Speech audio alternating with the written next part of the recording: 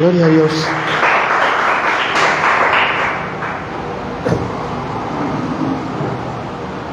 El juicio nublado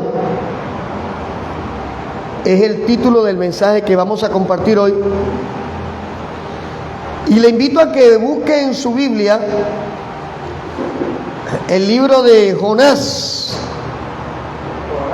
Jonás. Está antes de Miqueas, después de Abdías. Jonás.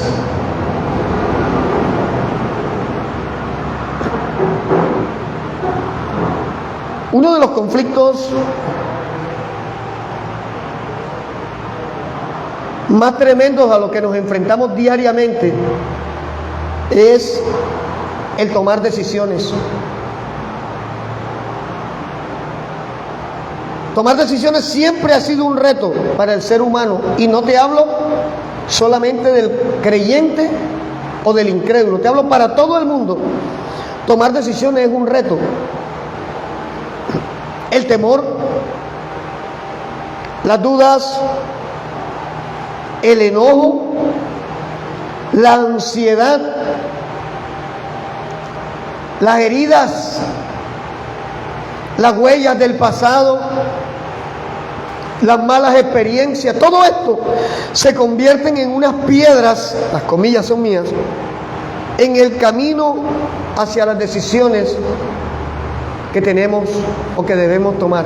Llegó el hermano Noah.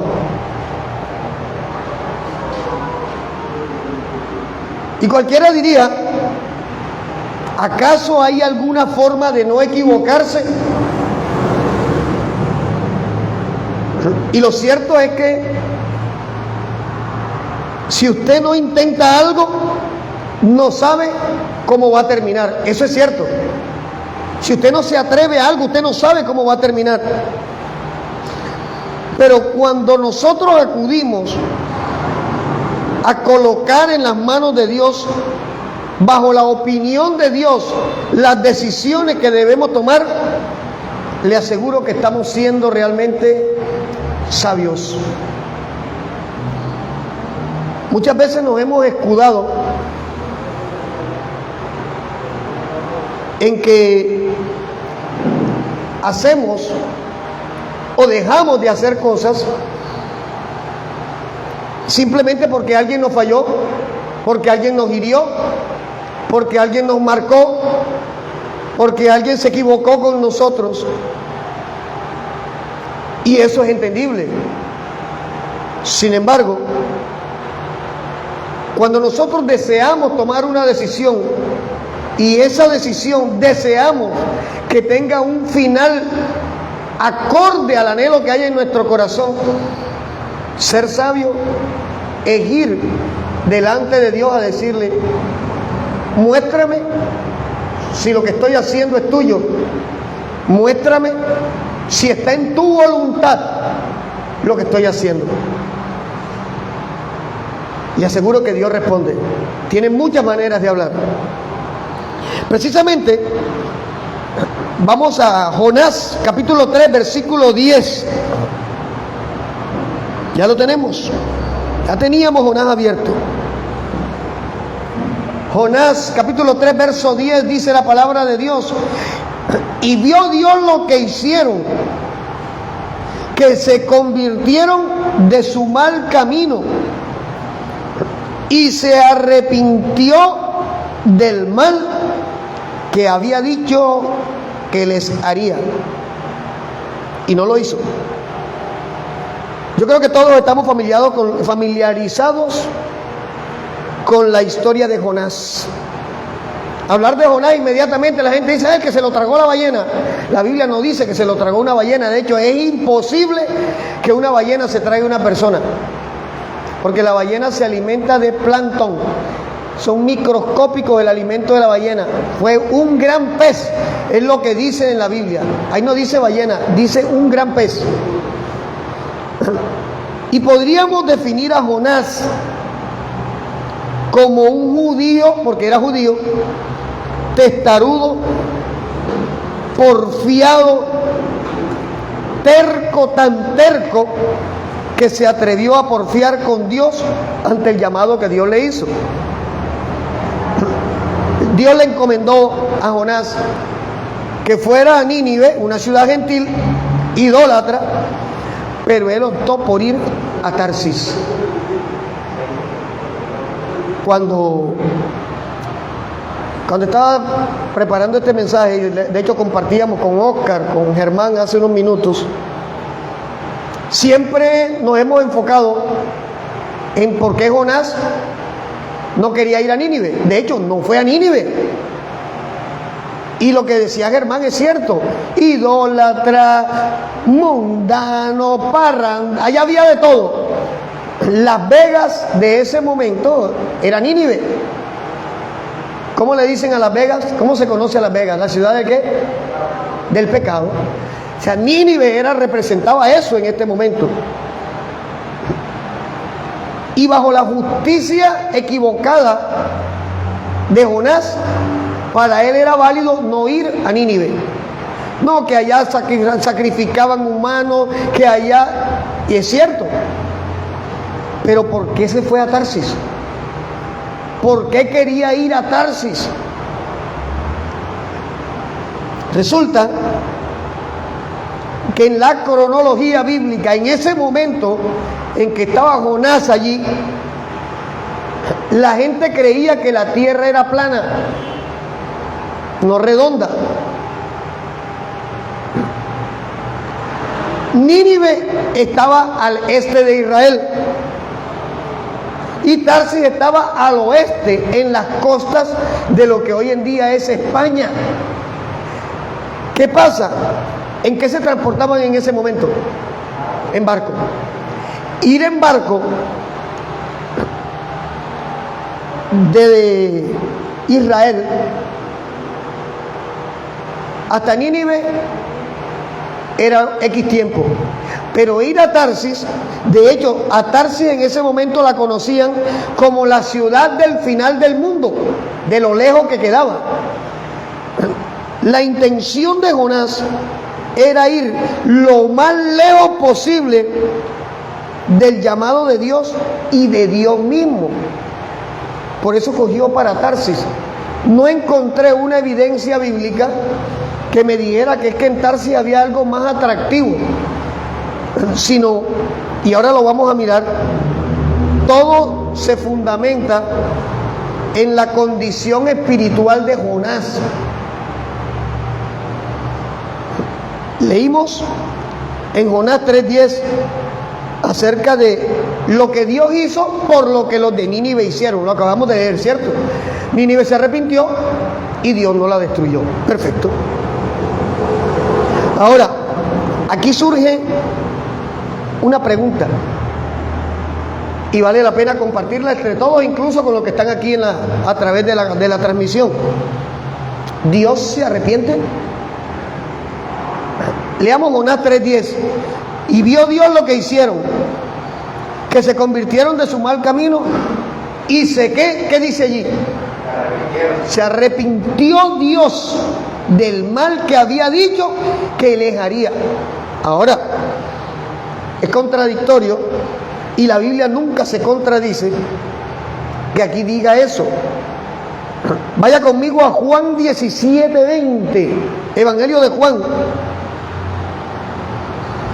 capítulo 17, versículo 20.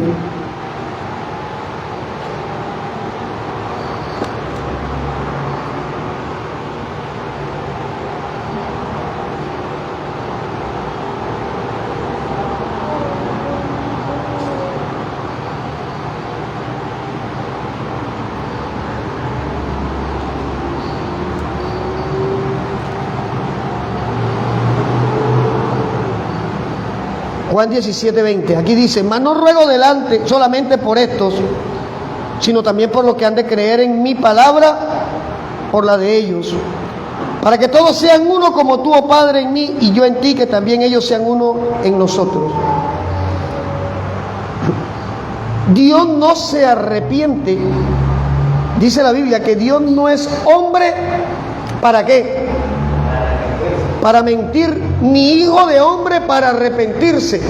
O sea que arrepentirnos de algo que habíamos dicho que íbamos a hacer es parte de la naturaleza caída de nosotros, ¿cierto? Pero entonces, ¿por qué Jonás dice que Dios se arrepintió del mal que había dicho que les haría y no lo hizo? Germán, disculpa, por favor, hoy sí acepto el abanico. Tengo el sauna aquí. Resulta que la traducción bíblica, nosotros sabemos que el Antiguo Testamento, así está bien, el Antiguo Testamento, gracias hermano, fue escrito en hebreo antiguo, que no es el hebreo moderno, y en arameo, que es una lengua muerta. Los traductores tomaron la palabra que encontraron allí y optaron por asumir que era arrepentimiento. Y resulta que la palabra correcta, el verbo que cabía allí no es arrepentirse, porque ¿de qué se tiene que arrepentir Dios? Se arrepiente el pecador y Dios peca. Dios no peca, el de nosotros no peca. Resulta que la palabra que cabía y en el hebreo original es condoler. O sea, Dios se condolió de Nínive. ¿A causa de qué? A causa de que Nínive escuchó la palabra, Nínive se arrepintió del pecado y Dios dijo, no lo voy a destruir, ya no. La palabra es Dios se conduele, no se arrepiente. Jonás capítulo 4, versículo 1 y versículo 2. Pero Jonás se apesadumbró en extremo y ¿qué dice allí? ¿Qué dice? Jonás 4, 1. ¿Qué dice? Se enojó. Oye, es contradictorio que Dios te mande a predicar a una parte, que tú veas la gloria de Dios moviéndose, que la gente se convierta, se arrepienta, y que en vez de alegrarte, te dé rabia. ¿Por qué? Y esta expresión de Jonás nos revela realmente que Jonás esperaba otra cosa. Dice, Jonás se apesadumbró en extremo y se enojó. Y encima de todo, miren, y oró a Jehová y dijo, ahora Jehová, ¿no es esto lo que yo decía estando aún en mi tierra? Por eso me apresuré a huir a Tarsis, porque sabía yo que tú eres Dios, que le dijo, clemente, piadoso, tardo para enojarte y de grande misericordia. Y aquí vuelve otra vez el verbo, y que te condueles del mal. No es que te conduelas del mal, se conduele del que se arrepiente del mal. O sea, Dios de misericordia. Mira los atributos que reconoce Jonás que tiene Dios. Sin embargo, ¿qué esperaba Jonás? Vayamos a Mateo 5:38 y vamos a entender realmente qué pasaba con Jonás. Mateo 5:38, cuando Jesús está hablando en el Sermón del Monte y le habla a los discípulos. Ya lo tenemos. ¿Oíste que fue dicho que ojo por ojo y diente por diente, lo que se conoce como la ley del talión? Si ellos mataron, mátenlos. Si ellos pecaron, que se mueran. Lo que esperaba Jonás era que una nación como Nínive no debía tener misericordia a Dios de ellos. Bajo la óptica de Jonás, bajo su juicio equivocado, y cuando hablo de juicio no hablo de que lo llevó a un jurado, estoy hablando de la manera de apreciar las cosas. Nínive no era digno del Dios que él tenía, y ese concepto solo cabe en la mente de un religioso. Porque el que ha tenido un encuentro personal con Cristo anhela que las personas que están mal conozcan al Cristo que conocen. El que ha tenido un encuentro cercano con el Señor y ha recibido el perdón, el que sabe lo que es a un Dios que perdona al drogadicto, al alcohólico, los que estuvimos allí, sabemos que esto no es una religión, que es una verdad. Anhelamos que el mundo conozca a ese Dios que también me restauró a mí. Pero lo contrario implica que estamos hablando de un religioso, de una persona que tenía a Dios en la boca pero no en el corazón. Y parece ser que era muy de ese momento esa concepción de Dios. Acuérdense de Job. ¿Se acuerdan que Job, todo el proceso que vivió? Y al final Job se convierte después de 42 capítulos de azote, de proceso, que es cuando dice Job: de oídas te había oído. O sea, estaba reconociendo que seguía a un Dios idealizado, no a un Dios con el cual él había confraternizado. No estaba hablando de un Dios con el que se relacionaba. Necesitó perder los hijos, necesitó perder la esposa, perder la dignidad, perder la posición social, perder el dinero, perder la salud, perder todo a lo que se aferraba para poder encontrarse cara a cara con Dios. Eso se parece mucho a nosotros, porque parece mentira. En medio de los desiertos es cuando tenemos los encuentros más poderosos con Dios. En medio de la prueba, en medio de la circunstancia, en medio de la enfermedad, en medio de la soledad, es cuando nosotros nos damos cuenta cuánto necesitamos que el Dios Todopoderoso venga a nosotros. Mientras nosotros tenemos algo a que aferrarnos, no buscamos a Dios. Eso es nuestra realidad, esa es nuestra naturaleza caída. Mire, yo le dije, y estoy cuadrando con mi esposa, un domingo de estos vamos a tener el testimonio de los dos en uno solo. Fueron 19 años como drogadicto, alcohólico, todo lo que podía hacer lo hice en el pecado. Y necesité perder todo para poder entender que necesitaba a Dios en mi vida, que necesitaba conocer a Cristo. Y esto no fue un encuentro mágico, como pretenden vendernos la idea. Porque es que al final, ¿de qué sirve tener un encuentro con alguien si no te sigues relacionando con ese alguien?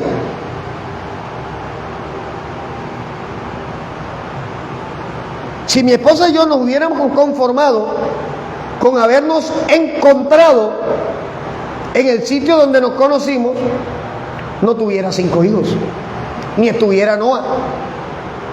Claro, porque nos bastó un encuentro. Pero como establecimos una relación, la relación da frutos. Y es de lo que se trata ser cristiano. La gente cree que llegar a un sitio, a un concilio, a una denominación o a una doctrina, eso los hace cristianos. Eso no nos hace nada. Job hablaba de Dios. Jonás hablaba de Dios y hablaba con Dios. Porque mire que aquí el detalle. Jehová, o sea, él habló con Jehová. Jonás 4, 1 y 2, hermana Yaque. Dice que él, no conforme con que Dios perdonara a Nínive, él reaccionó y le dijo a Dios: oye, pero es que al final ya yo sabía que tú ibas a salir con esta. Contradictorio, porque entonces nos pone a pensar cuál era la concepción de Dios que esperaba Jonás para Nínive. Ahora, Jonás está reconociendo algo, y ese es el Dios que nosotros tenemos. Que mira lo que él dice: Dios es clemente, piadoso, tardo para la ira, grande misericordia, que se conduele de los que están en el mal.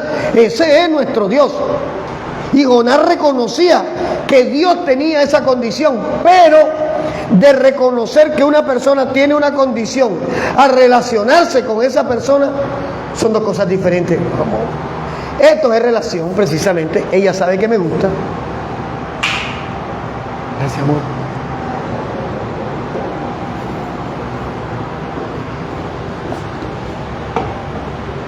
Gloria a Dios. ¿Qué sucede? El religioso, el legalista, conoce los atributos de Dios. Sí, claro. Porque en todo discipulado que se respete, a usted le enseñan los atributos de Dios. Inmutable, eterno, todo. Pero una cosa es que usted conozca una teoría acerca de alguien y otra cosa es que tú te relaciones con alguien. ¿Por qué el mundo no busca a Dios? Pastor, porque no lo conocen y nosotros lo conocíamos. Un drogadicto como yo conocía a Dios. Yo tenía una noción, tenía una teoría de Dios. 6 años me estuvieron predicando en el colegio en que me gradué, me estuvieron hablando de Dios, de una teoría acerca de Dios. Pero el día que me vi sin hijo, sin esposa, sin empleo, sin vida, sin autoestima, sin nada a lo que yo me aferraba, ese día fue que conocí al Dios que necesitaba en mi vida. ¿Por qué? Porque mientras tengamos algo a que aferrarnos, vamos a estar tratando de subsistir en el mundo sin Dios. Ese es el problema de la humanidad y es el problema de los sistemas religiosos. Amén, así es. ¿Por qué? Porque mientras yo me siento cómodo con algo, yo no quiero salir de esa comodidad. Esa comodidad me basta. Y resulta que cuando usted y yo venimos a Cristo, al verdadero Cristo, lo primero que hace Cristo, ¿qué es, Debris Morales? Sacarnos de la comodidad, ¿o no es así? ¿Qué fue lo primero que experimentó Jesús antes de empezar el ministerio? Mateo 4. ¿A dónde fue llevado Jesús por el Espíritu? Al desierto. Y en el desierto tuvo la guerra más tremenda con Satanás. Y allí en el desierto venció a Satanás con la palabra. Por eso es que nosotros tenemos que enfocar nuestra perspectiva bíblica es por lo que la Biblia dice, no por lo que el presidente del concilio dice, o por lo que el apóstol dice, o por lo que el pastor dice, sino por lo que la Biblia dice. Una anécdota. Hace unos días publiqué un escrito, una notica, un devocional acerca del diezmo. Eso le saca callos a todo el mundo.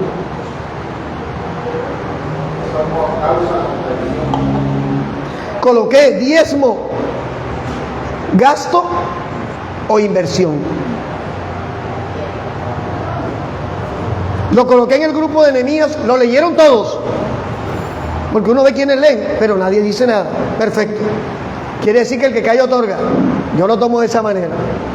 Pero me llama la atención que un pastor de Estados Unidos, como se dice aquí barranquilleramente, me reviró y me dijo: con que tú en vez de predicar a Cristo estás buscando enriquecerte a costillas de otro. Y yo digo, caramba,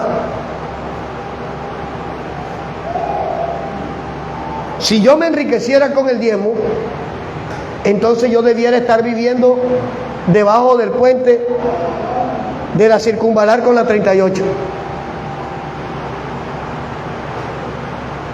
Pero hay herramientas espirituales que nosotros tenemos que enseñárselas al pueblo, porque aquel que ha nacido de nuevo es el que no está aferrado a lo material. Aparte del contexto espiritual que tiene, y no hablo simplemente del diezmo, del dar. Hay personas que usted les pega en el codo y aflojan el sucio de la uña del dedo chiquito, pero levanta la mano y dice: yo tengo un Dios que todo lo puede, mi Jehová Jireh. ¿Cuál Jehová Jireh? Ese no es tu Dios, porque el Dios que nosotros tenemos nos da y nos enseña a dar, a compartir. Ay, pastor, pero si yo no trabajo, ¿qué voy a dar? Oye, si tú no trabajas, ¿qué tienes de sobra? Tiempo. ¿Qué necesita la obra de Dios? Tiempo. Entonces tienes algo que dar.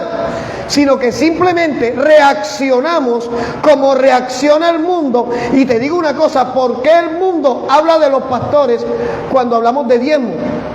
No porque el mundo esté estudiando la Biblia, sino porque los mismos cristianos salen a hablar mal de la iglesia. Ese es el problema. Que empezamos a juzgar al que nos cae mal. Ya llegó el pastor Carlos Torres, chiquitico ese, yo no sé qué se las pica, chiquitico, enano ese ahí, sin medias, pantalones raros y no sé qué. Oye, no juzgue la bebida por el envase, tienes que probarla. Si mi esposa me hubiera juzgado por la apariencia, no tuviéramos 5 hijos. Ella tuvo que probar el perfume, ¿cierto, no? Claro. Pero los cristianos le estamos diciendo al mundo que somos peores que el mundo. ¿Por qué? Porque en el mundo hay gente a la que uno le toca la puerta y se conduele del necesitado. Pero el cristiano, uno le toca la puerta y prefieren no venir a la iglesia para no dar. Quincena y fin de mes son los días que yo sé que la iglesia está vacía. ¿Por qué? Porque el pastor no me va a arrancar el diezmo a mí. No. Después no tengo para llevar a la chica a la playa. No, me hace falta para las coronitas. No. Ministro, disculpe que lo interrumpa ahí. Lo que pasa es que la Biblia nos enseña, más bienaventurado tal que recibir.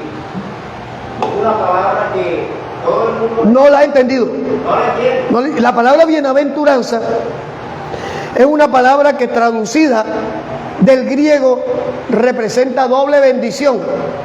Y resulta que esto viene de Abraham. Cuando Dios le dijo a Abraham, te bendeciré, pero no le digo atesora, le digo, y tú serás bendición.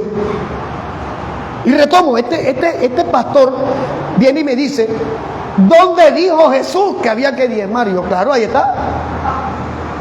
Le digo, oye, fariseos hipócritas, ustedes diezman, ¿ah? El comino, la enelda, el eneldo, pero dejan aparte la justicia, fe y misericordia. Esta cosa es necesaria hacer, justicia, fe y misericordia, sin dejar de hacer lo otro. Porque entonces, ¿cómo se paga el arriendo del local de la iglesia? Entonces, ¿cómo se pagan los servicios públicos? Entonces, ¿el pastor no tiene derecho a coger un taxi para venir a la iglesia?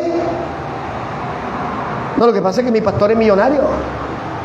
Estoy esperando que él me diezme a mí. Y es un tema que evidencia la condición de los que dicen ser cristianos. Y lo toco porque es la misma actitud egoísta que había en el corazón de Jonás. Lo que yo tengo es para mí. Nínive no se merece lo que yo tengo. Es la misma condición. La actitud de Jonás al decir, pero ven acá, ¿cómo así que Dios va a tener misericordia? Adelante, bienvenida.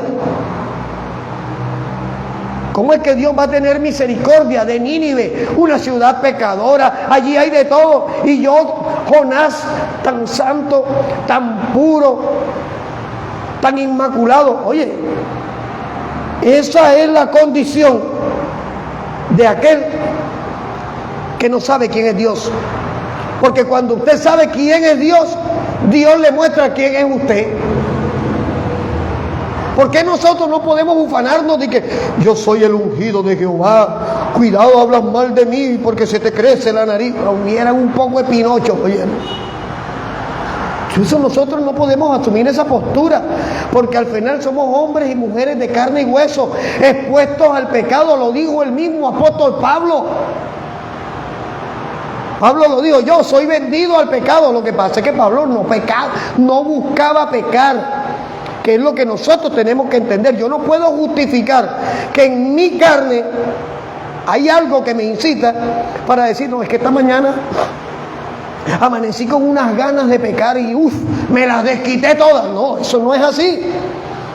Lo que se trata es que usted conozca, reconozca que usted delante de Dios solamente es alguien que necesita de su misericordia. Eso es lo que necesitamos nosotros. Por eso es que Él, que lo llena todo, cuando nos toca, nos transforma. Entonces, la iglesia está llena de personas dormidas que caminan como si estuvieran despiertos. Así está la iglesia de Cristo, buscando estrategias de hombre para convencer al que llega de que llegó al mejor lugar. Usted no ha llegado al mejor lugar aquí. Edgardo, te advierto que este no es el mejor lugar. Aquí todos somos de carne y hueso. Aquí todos tenemos necesidades. Pero tenemos a un Dios que puede hacer cosas grandes en nosotros. Ahora, Jonás era el típico religioso. Leímos en Mateo 5:38 que dice: oíste que fue dicho ojo por ojo y diente por diente. ¿A dónde aplica en Jonás? Si esa gente es pecadora, que se mueran en su pecado. Yo conozco una cantidad de religiosos así, que opinan del pecador de esa manera.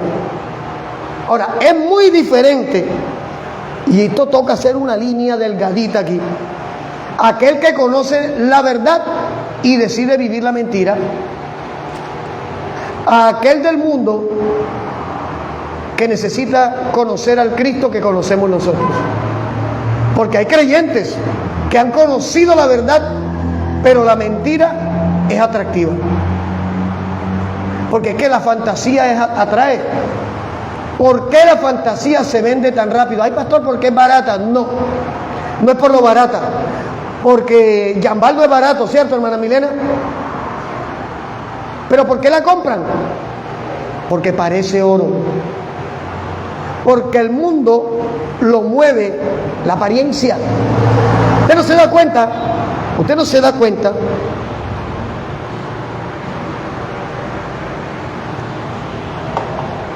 Perdón. Las vidas ficticias que vemos en las redes sociales, la vida de oropel y de apariencia. Ay, mira, el duque de Carlos Torres, mira el duque cómo llegó con la esposa. Ay, le trajo una tostada de Servipan a la francesa. Ay, le tomó la foto. Para mí eso es una, perdóneme, payasada. Porque al único que le interesa saber lo que yo le voy a dar de comer es a mi esposa y a mis hijos. Al mundo no le interesa. Pero eso busca like, eso vende. Y cuando hay problemas de autoestima subyacentes allí metidos en el agua profunda, los likes de los demás alimentan el ego. Y entonces el ego le dice: eres importante. Quizás en tu casa no te valoraron, pero mira el mundo cómo quiere ser como tú. Y yo le digo una cosa: ¿a usted le gustaría ser como Shakira? ¿A usted le gustaría ser como Ricky Martin? Que la última perla, si no lo sabía, él tiene esposo y tiene al sobrino de 20 años de novio. Y el sobrino de 20 años, que es novio de Ricky Martin, lo acaba de demandar en Puerto Rico. Tiene una orden de restricción y está listo para juicio. A mí me gusta eso, para que los ídolos del mundo se hagan pedazos y la gente entienda que no es que nos estamos alegrando del mal, sino que a Ricky Martin ya le predicaron de Cristo. Y cuando a alguien le hablan de Cristo, no es inocente delante de Dios. Así de sencillo. ¿Por qué? Cuando a mí me predicaron de Cristo, cuando a mi esposa nos hablaron de Cristo, nosotros teníamos dos caminos que tomar: o cojo ese Cristo o seguimos en la que estábamos. Él decidió seguir en la que estaba. Ahora, Jonás quería ver sangre. Usted no se da cuenta que hoy hay un accidente y la gente no se baja a ayudar. ¿Se bajan a qué? A filmar para mandar la grabación a Accidente Barranquilla 1 o Accidente Barranquilla Oficial. nadie se va a ayudar. ¿Por qué? Porque la gente está distraída en la fantasía que el mundo ofrece. Y eso lo mueve el diablo, no lo mueve Dios. Porque Dios le abre los ojos a aquel que lo recibe como padre. Jonás quería ver sangre. Si en esa época hubiera Instagram, yo le aseguro que Jonás se hubiera ido a las puertas de Nínive para esperar cuando Dios derramara fuego en Nínive y subirlo a Instagram para buscar 50,000 likes. Claro, eso evidencia la condición de Jonás. Ahora, Jonás, su juicio estaba nublado. Cuando hablamos de juicio nublado, hablo de que su lógica, su manera de ver la vida, le decía que Nínive no se merecía misericordia. Es eso. Un juicio nublado es eso. Ahora, empecé diciendo lo que estorba y nubla nuestras decisiones, ¿cierto? Y que cómo tomar decisiones sabias solo se logra cuando vamos primero al Padre a consultar y a pedir su dirección. Y no lo digo yo. Salmo 25, versículo 1. Vaya conmigo.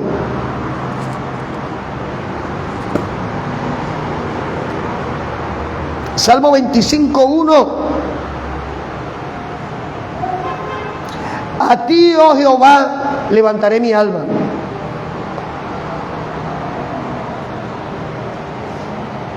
El problema es no tener ceja, que todo el sudor se me va para los ojos. A ti, oh Jehová, levantaré mi alma. Dios mío, en ti confío. No sea yo avergonzado. No se alegren de mí mis enemigos. Ciertamente, ninguno de cuantos esperan en ti serán confundidos. Serán avergonzados los que se rebelan sin causa. Muéstrame, oh Jehová, tus caminos, enséñame tus sendas, encamíname en tu verdad y enséñame, porque tú eres el Dios de mi salvación. En ti he esperado todo el día. Acuérdate, oh Jehová, de tus piedades, de tus misericordias que son perpetuas, de los pecados de mi juventud y de mis rebeliones. No te acuerdes. Mira la oración que David le está haciendo a Dios, buscando dirección, buscando consejo. Y aquí ahí entra otro detalle. Para buscar el consejo de Dios, usted tiene que primero creer en Él. Cuando usted cree en Él, usted se relaciona con Él. Cuando usted se relaciona con Él, aprende a entender el lenguaje de Dios. Por eso decía hace unos minutos que un encuentro no basta. ¿A qué le llaman un encuentro con Dios? Tenemos un encuentro el próximo domingo en el Hotel Ribaí. El cupo vale 200,000 pesos. ¿Qué le vamos a garantizar? Le vamos a garantizar la gloria de Dios. Le vamos a garantizar un mover del Espíritu. Le vamos a garantizar misericordia. Le vamos a garantizar la gracia de Dios por esos 200,000 pesos. Haga una cartica a un familiar con el que usted tenga un problema para que Dios la lea y Dios lo perdone. 200,000 pesitos vale el encuentro. A eso le llaman un encuentro hoy en día. Eso no es más que un mover motivacional, psicológico, a través del cual engañan a la gente haciéndole creer que ya es parte del cuerpo de Cristo. Y resulta que usted, para ser parte del cuerpo de Cristo, lo único que tiene que hacer es arrepentirse de su pecado, reconocer a Jesús como Señor y Salvador de su vida y seguirlo. ¿Qué dijo Jesús? Vengan a mí los que estén trabajados y cargados, que yo los haré descansar. ¡Listo! Para eso no hay que pagar, eso es gratis. No necesita ir al hotel 5 estrellas. Cierra la habitación en la que vive. Cierra tu cuarto. Arrodíllate que Él allí te escucha. Pero eso no se predica porque no genera dinero. Ese es el tema de lo que está sucediendo. Por eso mi oración, nuestra oración de constante, tiene que ser: Espíritu Santo, despierta a la iglesia que duerme. ¿Se acuerdan de las vírgenes sensatas y las vírgenes insensatas? Las sensatas tomaron aceite y lo guardaron para cuando viniera el esposo. Las insensatas, cuando se dieron cuenta que el esposo llegó y no tenían aceite, pretendieron que las otras le dieran de lo que habían guardado. Así está la iglesia, distraída, enfocada en cualquier cosa menos en agradar a Dios. Y la actitud de muchos cristianos es la misma actitud de Jonás. Su carácter, su desamor. Jonás desconocía al Dios del que hablaba. Porque si Jonás hubiera entendido quién era Dios, cuando Dios le dijo vaya a Nínive, hubiera sido el primero en llegar allá. Porque sabía que lo que él había recibido de Dios, esa gente también lo iba a recibir. Y hoy el mundo, y no sé si usted esté de acuerdo conmigo, se ha convertido en una Nínive gigante. Usted se da cuenta que todas las leyes que hoy te prescriben atentan contra los principios de Dios. Que todos los sistemas políticos atentan contra los principios de Dios. La semana pasada se dio un evento que tiene una cantidad de gente rechinando los dientes, porque en Estados Unidos, en Missouri, se tumbó el aborto. El derecho al aborto se tumbó. Y eso ha creado un polvorín que hasta ayer 24 estados habían firmado la misma resolución. Yo me alegro, contra el aborto. Pero el señor Obama, la ONU, la OMS ayer se pronunció y dijo que esa decisión lo que iba a traer era muerte y destrucción al planeta. Usted dirá, pero ¿cuál es el afán de que haya aborto? En primer lugar, no hay ningún derecho a abortar. Eso no existe en ninguna constitución. De ningún país existe. Usted tiene derechos fundamentales. ¿Cuáles son los derechos fundamentales? El derecho a la salud, a la vida, a la educación, a un trato digno, a una ciudadanía. Esos son derechos fundamentales. Pero no existe derecho al aborto, porque sería derecho a asesinar niños. Sino que simplemente hace 40 años, Dios sabe por qué me estoy desviando aquí, una mujer dijo que la habían violado y que ese bebé ella no lo iba a tener. Y metieron el aborto, y primero fue a causa de violación. Listo. Y a través de allí empezaron en la agenda a apretar y apretar hasta que lograron que en todos los estados, en los Estados Unidos, el abortar fuera un derecho. Y resulta que estos jueces que ahora despertaron y se dan cuenta que no hay un artículo de la Constitución que diga derecho a abortar. No existe. Y encima de todo, esta mujer hace 15 días públicamente, micrófono en mano, busque lo que está en las redes, se retractó diciendo que ese aborto que tuvo no fue producto de ninguna violación, sino que se embarazó esa noche con el tipo que salió y ella no quería tener ese hijo. Se cayó Eso tumbó la mentira que estuvieron manejando durante tanto tiempo. Ahora usted dirá, pero ¿para qué abortos?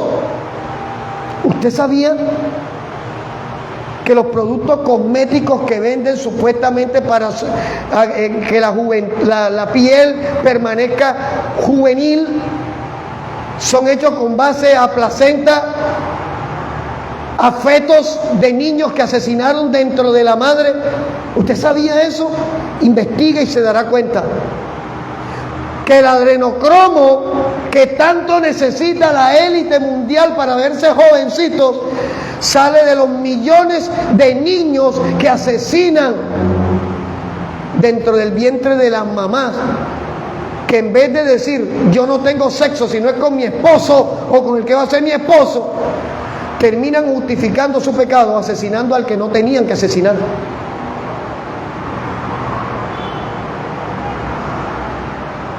Así está el mundo. Nínive. El mundo está así, de esa manera. Pero ¿qué vamos a hacer con eso? Vamos a tomar la actitud de Jonás y decir, Dios, destruye a ese mundo, destruye a la feminazi, destruye al homosexual, destruye al travesti. No, nosotros no podemos hacer eso. ¿Cuál debe ser nuestra actitud? Porque nosotros debemos modelar a un Dios que el mundo quiera recibir. Y no necesitamos negociar con el mundo. Porque es que esa es la otra. La doctrina neopentecostal le dice a los del mundo, venga para acá que aquí tenemos una cristoteca. ¿Sabe a qué me refiero con la cristoteca? El techo pintado de negro, las paredes de negro, las luces multicolores, las chicas del can bailando aquí y el pastor disfrazado de Superman o de Batman para tener contentos a los que lleguen nuevos. Eso no es la iglesia de Cristo. La iglesia de Cristo no necesita adorno, porque el adorno que la iglesia necesita se llama Espíritu Santo. Y cuando Él se mueve dice que nos guía a toda verdad. Suficiente. No necesitamos más nada. De allí en adelante todo lo que se haga es invención de hombre. El mundo necesita conocer a Cristo. Mira, yo tengo una muestra de lo que sería la actitud de Dios hacia el mundo de hoy y que debe ser nuestra actitud. Mateo 12, 39 dice: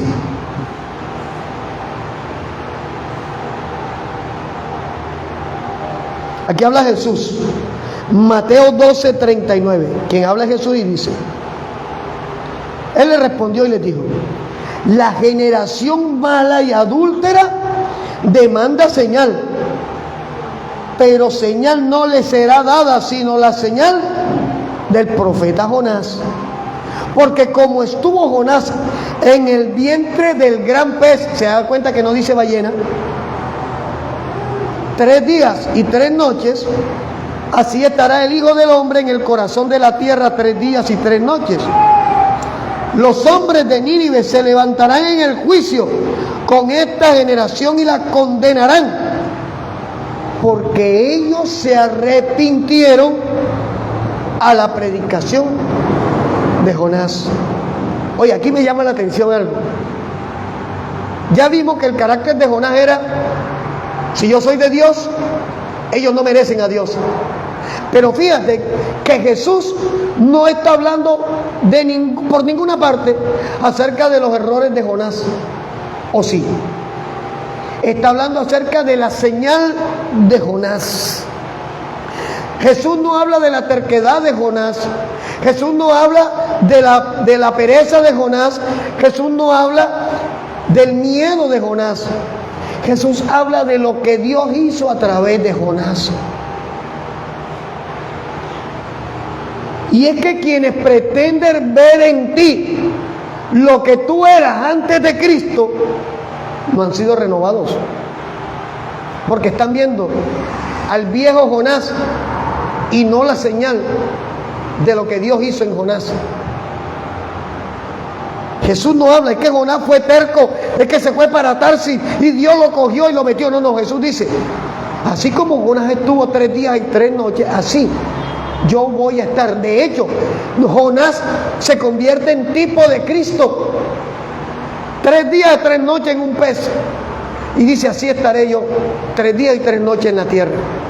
Y fíjate que cuando Jonás sale del pez, va a Nínive, Nínive se arrepiente, Nínive se convierte, recibe misericordia de Dios, la señal clara de que si Jesús estuvo 3 días, 3 noches en la tierra, en el sepulcro, resucitó, predicó nuevamente, habló a sus discípulos, reapareció, la señal de Jesús ahora debe manifestarse en nosotros como iglesia para que el mundo quiera ver al Dios que nosotros tenemos. Usted no necesita venir aquí, venir yo con una peluca anaranjada y pintar la iglesia con los colores de la bandera LGBTI para que un homosexual venga aquí.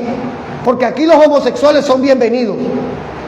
Su homosexualismo tiene que quedarse afuera. Aquí la lesbiana es bienvenida, pero le vamos a hablar lo que la Biblia enseña. Aquí la prostituta es bienvenida, porque al final nosotros no somos quienes para rechazar a nadie por su condición. Jesús no rechazó a nadie por su condición, pero ninguno que haya tenido un encuentro verdadero y una relación con Jesús sigue siendo igual. Nosotros no podemos maquillar la iglesia para que sea atractiva para el mundo. Nosotros tenemos que ser iglesia para que el mundo también sea iglesia. La señal de Jesús. Jesús no vio los errores, Jesús no criticó el error de Jonás. ¿Por qué? Porque es que cuando tú obedeces a Dios, cuando tú obedeces la instrucción, quizás no te hagas perfecto, pero eres acepto a los ojos de Dios.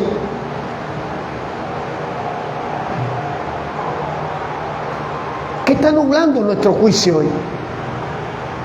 ¿Cómo estamos mirando al que nos rodea? Esta es una pregunta que debemos hacernos nosotros, porque nos hemos convertido en selectivos. Es que ese me cae bien, pero el vecino ese gay, no, a ese no lo trato, no vale la pena. Y no se trata de respetar. Yo aclaro este tema. Yo acepto la condición de alguien, no respeto la condición de alguien, porque hablar de respetar implica que la condición de alguien es un referente que debo exaltar. Yo acepto la condición de una persona, no le falto el respeto,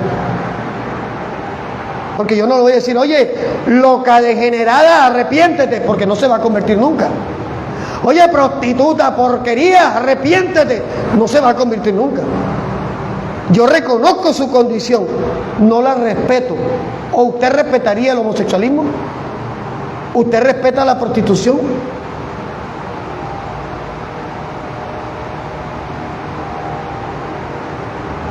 ¿Qué diría mi esposa si la llaman a las 3 de la mañana y le dicen, hermana Debris, allá está el pastor predicando en el Playboy en la puerta, hay 5 mujeres con él? ¿Yo estoy siendo sabio? Pregunto. Amor, no. No, porque yo estoy en el terreno de ellas, en el que su pecado en ese momento es su modus vivendi, y estaría respetando su condición. Pero eso no me exime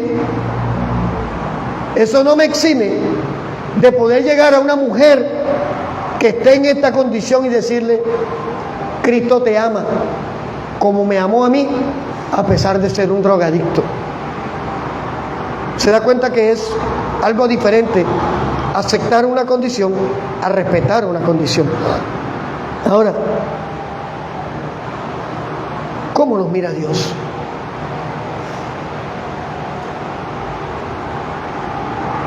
¿Cuál es la actitud de Dios hacia el mundo si el mundo es Nínive en este momento? Vaya conmigo a Juan 3, 16, 17.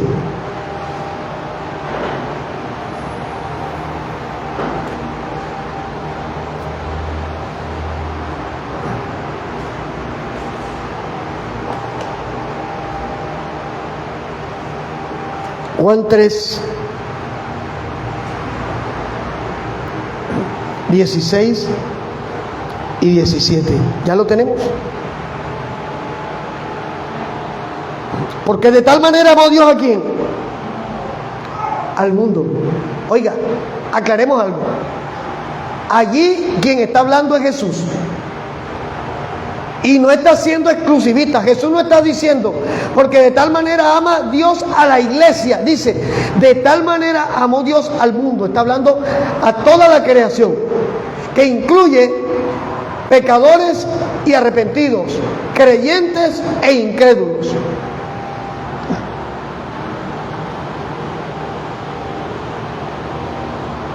Que ha dado a su Hijo unigénito, aquí viene, para que todo aquel que en Él cree no se pierda, mas tenga vida eterna. Y el versículo 17 con el que me convertí yo, porque no envió Dios a su Hijo al mundo para condenar al mundo, sino para que el mundo fuera salvo por Él. El plan de Dios no es condenar a Nínive, nunca fue condenar a Nínive.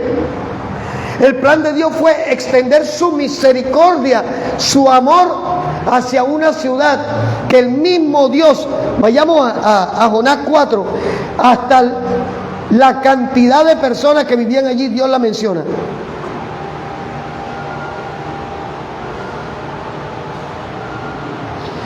Jonás 4:11.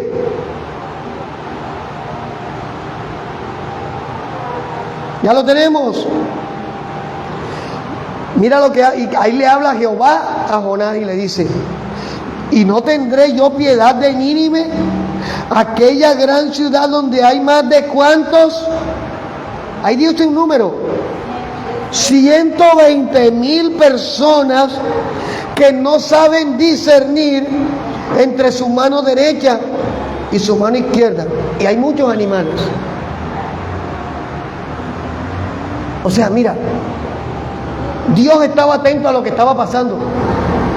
Y Dios envió a un Jonás para que le dijera a esta gente que había amor y misericordia para ellos también. Fíjate que la actitud de Jonás es una actitud que quizás suena loco e incomprensible, pero que tiene mucho peso con respecto a aquel que se cree algo no siendo nada. Si nosotros nos damos cuenta allí en Jonás 4, ya leímos en el versículo 1 que Jonás se enojó. En el versículo 3 del capítulo 4 de Jonás dice: Jehová le dijo: ¿haces tú bien en enojarte tanto? Oye, Dios es tan bueno que lo cuestiona como papá cuestiona al hijo. Oye, ¿y de qué te sirve tener tanta rabia ahí? Dice: y salió Jonás de la ciudad y acampó al oriente de la ciudad, y se hizo allí una enramada y se sentó debajo de ella a la sombra hasta ver qué acontecería. Oye, Dios le habla, Dios lo exhorta, lo mete en el buche de un pez, lo saca. Nínive se arrepiente, y con todo y eso el hombre se sienta en la parte de afuera de Nínive para ver qué iba a pasar. Complicadito el hombre, ¿cierto? Y preparó Dios una calabacera, la cual creció sobre Jonás para que hiciese sombra sobre su cabeza y le librase de su malestar. Mira lo que es la misericordia de Dios. Jonás estaba a pleno sol y Dios le coloca una mata en una planta de calabaza para que tuviera sombra. Y Jonás se alegró grandemente por la calabacera. Pero al venir el alba del día siguiente, Dios preparó un gusano el cual hirió la calabacera y se secó. Y aconteció que al salir el sol, preparó Dios un viento recio, solano, y el sol hirió a Jonás en la cabeza, y se desmayaba y deseaba la muerte, diciendo: mejor sería para mí la muerte que la vida. Entonces dijo Dios a Jonás: ¿tanto te enojas por la calabacera? Y él respondió: mucho me enojo hasta la muerte. Y dijo Jehová: ¿tuviste tú lástima de la calabacera, en la cual no trabajaste, ni la hiciste crecer, que en espacio de una noche nació y en espacio de otra noche pereció? Y no tendré yo misericordia de Nínive. Oye, nos enfocamos tanto en cosas que a la postre no tienen sentido, que nos estamos olvidando de tres elementos fundamentales que son parte del fruto del creyente: justicia, fe y misericordia. Jonás no trabajó por la calabacera y se molestó porque se secó. Eso es como que usted debe 50 millones de pesos, va a la esquina, ora y sale porque le digo a Dios: necesito resolver, y va a la esquina y se encuentra una maleta con 50 millones de pesos. Va, paga la deuda por la que lo estaban amenazando y se devuelve a pelear con Dios porque tenía una deuda, la pagó y encima de todo le quedó sin nada. Oye, no, ya no tienes el problema encima. Esa es la naturaleza caída gobernando al creyente. ¿Qué está nublando nuestro juicio en este momento? La iglesia de Cristo está en bendición, ¿sabes? Porque hay 3.340 y tantas promesas que Dios dispuso para el creyente. Y las promesas son para el que cree. Nosotros no podemos pretender que las promesas se activen como la metafísica que predican te dice: es tiempo de activación profética, porque eso es mentira. Las promesas son para el que cree. Deuteronomio 28, 1, 2 dice: acontecerá que si oyeres y obedecieres atentamente los estatutos, mandamientos que yo te prescribo hoy, dice, las bendiciones te alcanzarán. No dice que tienes que activarlas en lo profético, ni dice que tienes que pactarlas con 10 millones. ¿Quién tiene 10 millones para un pacto esta mañana? Y estamos orando por pagar el millón. Vamos a tener 10 para pactar. Nos damos cuenta que al final todo se resume en algo sencillo.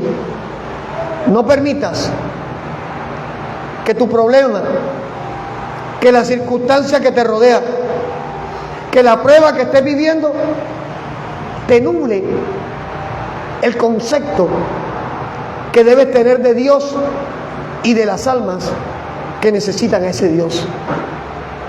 Porque cuando nos damos cuenta y abrimos el entendimiento, nuestro problema es pequeño cuando vemos el problema de otro.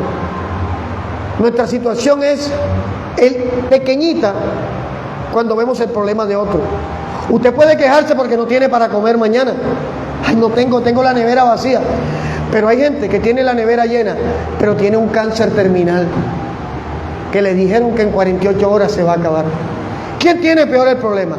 ¿El del cáncer o tú?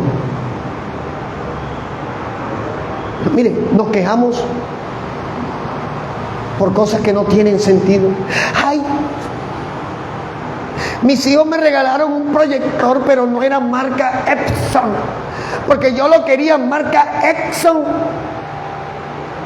de 8,000 lúmenes, que tuviera Bluetooth, y me regalaron uno de 300,000 pesitos. Ay, no, qué oso. No, yo tengo que ser agradecido con Dios, porque ese proyector a mí me quita trabajo, gano tiempo. Gracias, hijos. Claro, nos quejamos por tonterías. Ay, esos zapatos, mira, los míos son marca Redmi, los tuyos son de la casa de la 44. Oye, ¿no estás descalzo? Dale gloria a Dios.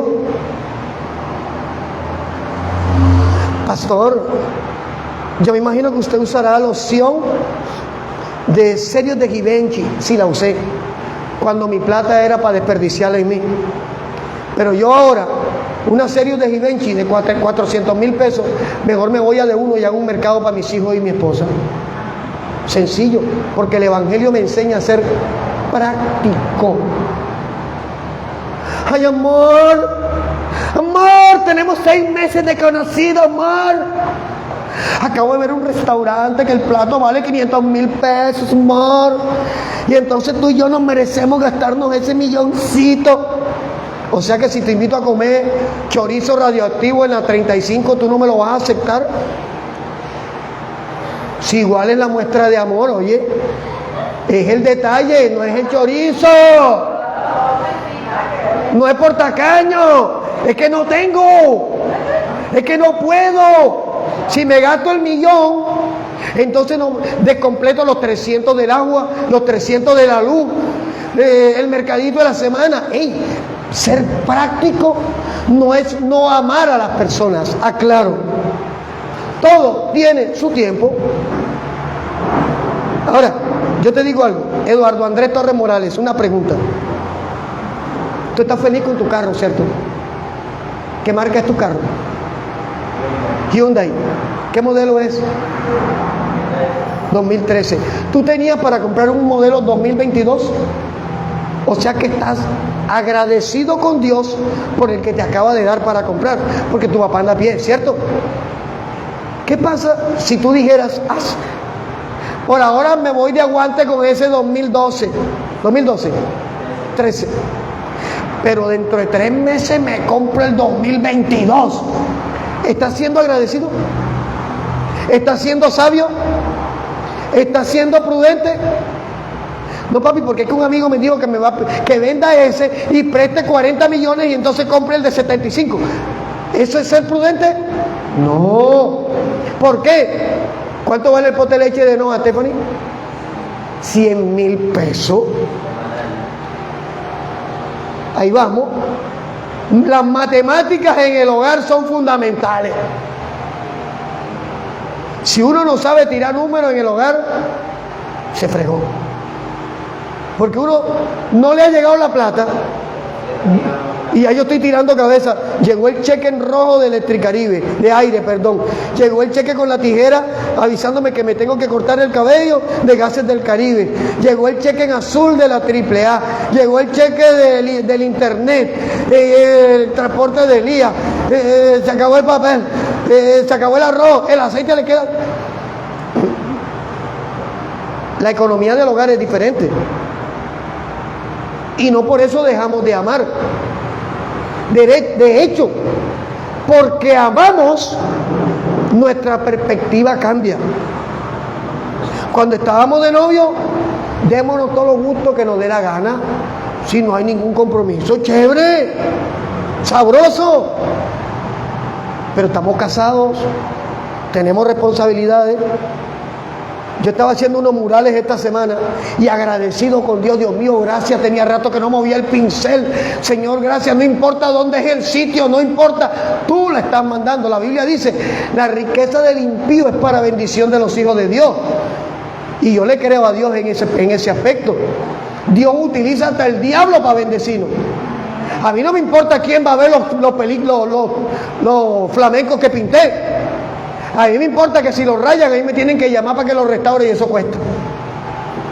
Yo no creo que a ninguno se le ocurra tomarse una foto con el flamenco atrás. No creo. Pero en este mundo yo he visto de todo. Pero yo estaba trabajando allá y yo decía, bueno, la economía me funciona de esta manera. El taxi me cuesta 13 y 13 son 26. Entonces yo tengo que hacer un mural de esto diario completico porque no es rentable. Porque 26,000 pesos diarios es dinero que falta en la casa. Sí, falta. Claro que falta. Y nosotros, nuestra perspectiva en Cristo nos enseña a ser diferentes. no a no amar. Lo que pasa es que el mundo considera que amar es dar cosas. Por eso es que papá es cualquiera. La gente piensa, no, él es el papá. ¿Y por qué? No, le compró apartamento con piscina, le compró bicicleta, le compró moto, le compró cadenas, le compró televisor, le compró, y pasa tiempo con él. No, entonces no es papá. Papá es cualquiera. Papá es cualquiera que da. Ser papá es edificar esposa, es edificar hijos, es pensar que no todo es dinero en el bolsillo, porque hay momentos que el dinero no compra, hay momentos que el bolsillo lleno no sirve. Mire, uno aprende en Cristo cuando el juicio ya no está nublado por los prejuicios. Yo era de marcas, claro. Por eso les decía, yo usaba el Serious de Givenchy, el Santos de Cartier, esas eran mis lociones. Yo no me puedo dar ese lujo hoy en día. No puedo. Pastor, ¿y le gustaría? Sí, claro. Me siguen gustando las cosas buenas, pero yo tengo que ser prudente, porque entre gastarme $1.000.000 en 2 lociones y pagar el arriendo, pago el arriendo, definitivamente. Lo contrario sería ser imprudente. Pero cuando uno está en Cristo, uno aprende a valorar lo poco o lo mucho que Dios nos entrega, a disfrutar momentos. Yo hoy en día, mire, y esto no es fácil, porque esto cuesta. Los detalles de mis hijos conmigo, perdónenme si yo no soy lo suficientemente expresivo, pero Dios conoce mi corazón. Cuando uno de mis hijos me dice, papá, esto, ellos sabían lo que yo quería y me vacilaron con el Día del Padre. Y lo más tremendo es que llega un domiciliario. ¿Eso fue Shopee, Andrea? No, Mercado Libre, buscando a un fulano que no existía, y yo ya al tipo le había dicho, aquí no es. Cuando yo veo el movimiento que salió Carlos Daniel, que habló, no, que mira, que están equivocados, y mi esposa le dice, hey, pero dáselo ya. Yo necesitaba algo para trabajar, yo lo anhelaba, y ver que mis hijos escucharon, aportaron y me lo compraron, esos son los detalles que a uno le dicen que no hemos perdido el tiempo, y que lo que ellos han aprendido como principios bíblicos a través de nosotros, se lo replicarán a sus hijos en su momento. Y nos equivocamos y fallamos, pero hay algo que no podemos perder, y es el ser objetivo en el momento de ver la necesidad de otro. La iglesia se ha olvidado ser iglesia y se ha convertido en un club social donde vamos a pasar un buen rato, no a aprender algo que el Espíritu Santo tiene para nosotros. Y la iglesia no es un club social.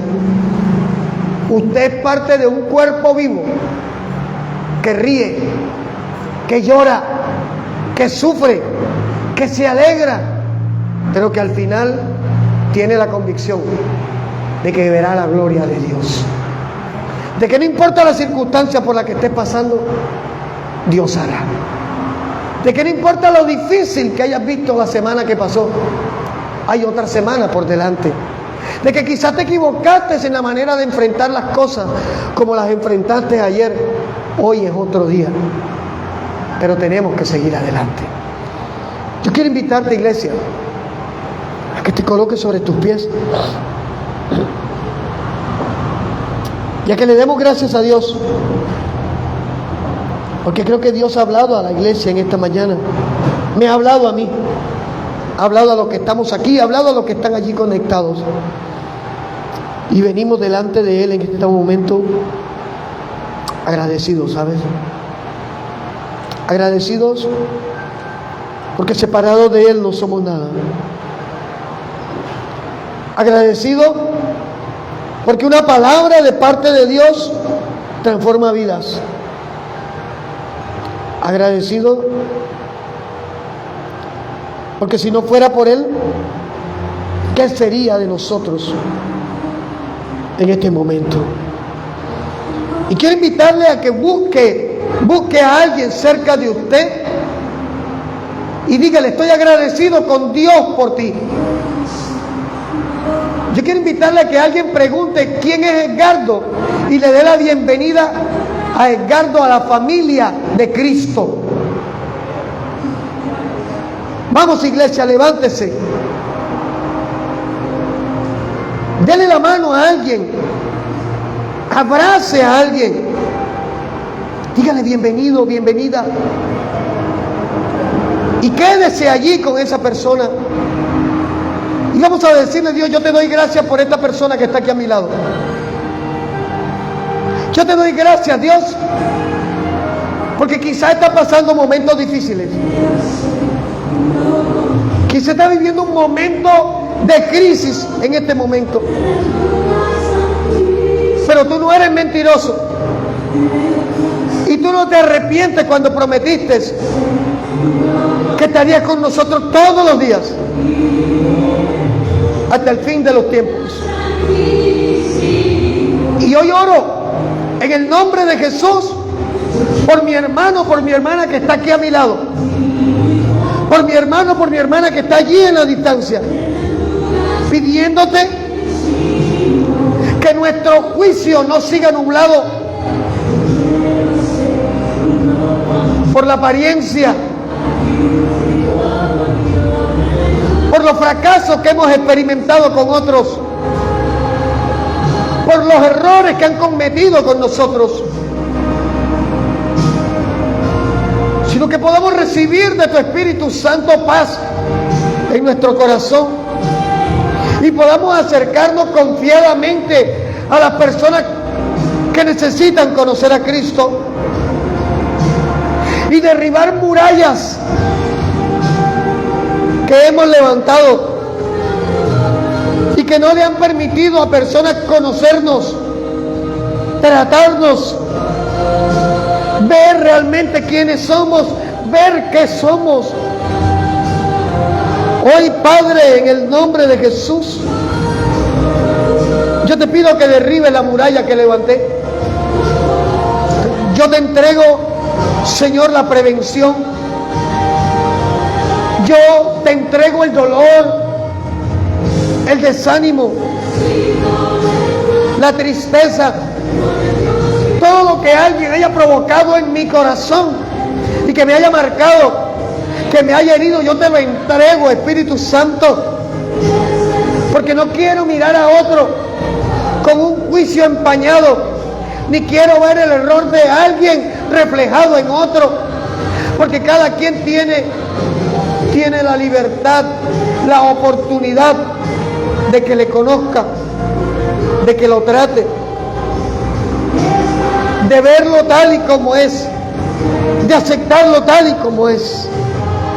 Así como nos recibiste un día, sin mirar nuestra condición, sin mirar nuestra suciedad, sin mirar nuestra rebeldía, enséñanos a aceptar a cada quien como lo que es, hombres y mujeres necesitados de Dios. Gracias. Gracias en el nombre de Jesús por acordarte de nosotros, por recordarnos que tú eres perfecto, que tú eres justo, que tú eres bueno y que depender de ti vale la pena.